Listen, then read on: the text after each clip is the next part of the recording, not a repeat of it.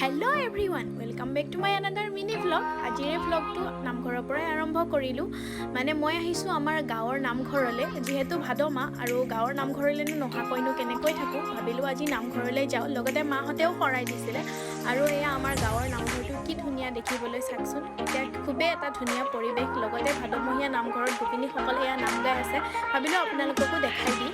আৰু লগে লগে আমাক এয়া চাহ মিঠাই খাবলৈও দিলে, খাই ল'লোঁ। আৰু এয়া এইফালে সকলোৱে বহি এনেকৈ কথা বতৰা পাতি আছে। আৰু জানেই নহয়, মাইকী মানুহ য'তেই লগ পায় ত'তেই আৰু কথা শেষেই নহয়। আৰু এয়া এইফালে ধুনীয়াকৈ গোপিনীসকলে সকলোৱে বহি লৈ নাম সামৰণি হোৱাৰ পাছত চাহ তাহ খাই এনেকৈ সকলোৱে বহি আছে।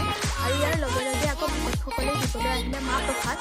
আৰু নামঘৰৰ মেইন বস্তুটো হৈছে মাহ প্ৰসাদ, আৰু এইটোতো খাবই লাগিব। আৰু ইয়াৰ মেইন বস্তুটো হৈছে পকা মিঠাই। কোনে কোনে খাই ভাল পায় প্লিজ মোক কমেণ্ট কৰি জনাবচোন। মই কিন্তু খুব ভাল পাওঁ। আৰু আমি মাহ প্ৰসাদ খাই মেলি লৈ আকৌ ঘৰলৈ বুলি যাবলৈ ওলাইছোঁ। আৰু নামঘৰলৈ আহি খুবেই ভাল লাগিলে। এনেকৈ ভাদমহীয়া নামঘৰলৈ আহি খুব ভাল লাগে, যিহেতু এটা গাঁৱলীয়া পৰিৱেশ। আৰু আমি গাঁৱত থাকোঁ যেতিয়া। আজিৰ এই মিনি ভ্লগটো বাছ ইমানেই আছিলে। ভাল লাগিলে please like, comment, share and মোৰ চেনেলটো ছাবস্ক্ৰাইব কৰি দিব। নেক্সট মিনি ভ্লগত আকৌ লগ